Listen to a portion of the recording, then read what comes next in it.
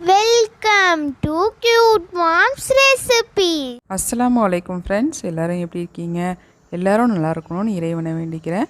இன்றைக்கி நம்ம வீடியோவில் தந்தூரி மட்டன் சாப்ஸ் எப்படி பண்ணுறதுன்னு பார்க்க போகிறோம். ரொம்பவே ஈஸியான மெத்தடில் எப்படி செய்கிறதுன்னு பார்க்கலாம். அதுக்கு முன்னாடி நம்ம சேனலை இது வரைக்கும் நீங்கள் சப்ஸ்கிரைப் பண்ணலன்னா சப்ஸ்கிரைப் பண்ணி வச்சுக்கோங்க. பக்கத்தில் இருக்கிற பெல் ஐக்கானையும் மறக்காமல் ப்ரெஸ் பண்ணுங்கள். அப்போ தானே போடுற வீடியோட லிங்க் உங்களுக்கு உடனுக்குடனே கிடைக்கும். இப்போ வாங்க வீடியோக்குள்ளே போகலாம். நான் 300 கிராம் மட்டன் எடுத்திருக்கேன். இந்த மாதிரி போனோடு சேர்ந்து இருக்கும். இதில் சாப் செஞ்சால் ரொம்பவே நல்லாயிருக்கும். இது நெஞ்செலும்புன்னு சொல்லுவாங்க. அந்த மாதிரி மட்டன் வாங்கினா நல்லாயிருக்கும். இதில் ஒரு பாதி வெங்காயத்தை பொடியாக கட் பண்ணி சேர்த்துருக்கேன். ஒரு அரை டீஸ்பூன் மஞ்சள் தூள் சேர்த்துக்கலாம். இஞ்சி பூண்டு பேஸ்ட்டு ஒரு டீஸ்பூன். கொஞ்சமாக உப்பு சேர்த்துக்கலாம். சேர்த்துட்டு இதை ஒரு டம்ளர் தண்ணி ஊற்றி நம்ம வேக வச்சு எடுத்துக்கலாம். கறி போன்லேருந்து கலண்டு வர அளவுக்கு வேக வைக்காதீங்க. அதுக்கு முன்னாடியே இறக்கிடுங்க.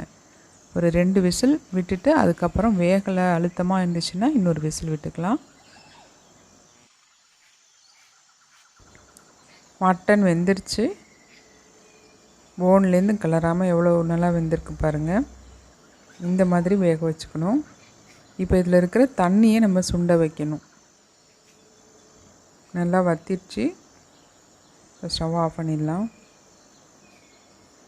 இதை நல்லா ஆற வச்சுடுங்க. அதுக்கப்புறமா நம்ம மசாலா போட்டுக்கலாம். இப்போ நம்ம மசாலா ரெடி பண்ணிக்கலாம். ஒரு பவுலில் 1 டீஸ்பூன் மல்லித்தூள் எடுத்திருக்கேன்.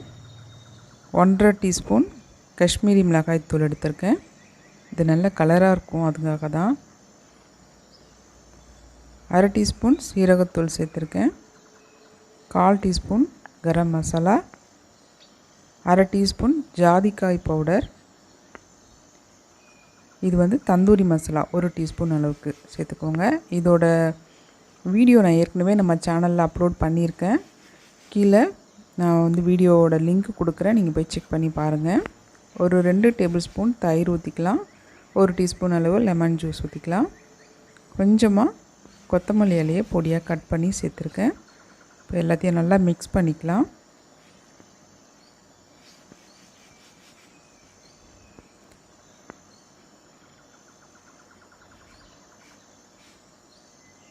இப்போ மட்டனை சேர்த்துடலாம். மட்டனில் நான் உப்பு போட்டு வேக வச்சுருக்கேன்.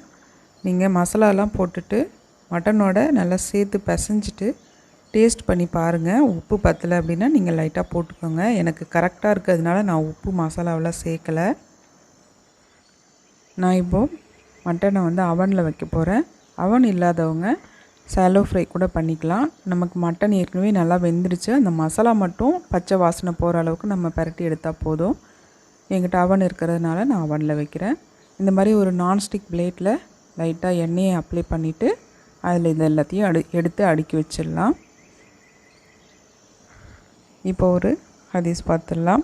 அல்லாஹ்வையும் மறுமை நாளையும் நம்பிக்கை கொண்டிருப்பவர் தம் அண்டை வீட்டாருக்கு தொல்லை தர வேண்டாம் அப்படின்னு ரசூல் அறிவிச்சிருக்காங்க. இதை அபூ ஹுரைரா அறிவிக்கிறாங்க. புகாரில் 5185வது ஹதீஸாக பதிவாயிருக்கு. இன்ஷா அல்லாஹ் போய் செக் பண்ணி பாருங்கள். எல்லாத்தையும் நான் அடுக்கிட்டேன். மீதி இருக்கிற மசாலாவை இந்த மாதிரி மேலே அப்ளை பண்ணி விட்டுருங்க.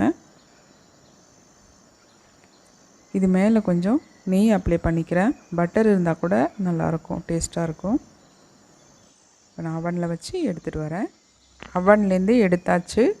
இப்போ இதில் ஒரு கறி துண்டை சூடுபடுத்தி வச்சுருக்கேன். இதில் கொஞ்சமாக நம்ம எண்ணெயோ நெய்யோ ஊற்றி அப்படியே ஒரு பிளேட் போட்டு மூடி வச்சிடலாம். அப்போ தான் நமக்கு நெருப்பில் சுட்ட மாதிரி அந்த தந்தூரி ஃப்ளேவர் நமக்கு கிடைக்கும்.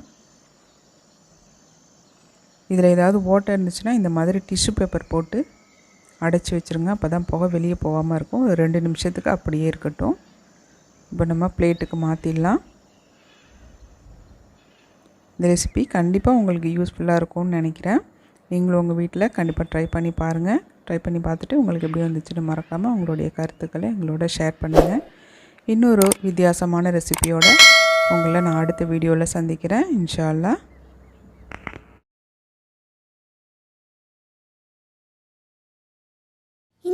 வீடியோ உங்களுக்கு பிடிச்சிருந்தா லைக் பண்ணுங்கள், ஷேர் பண்ணுங்கள், கமெண்ட் பண்ணுங்கள்.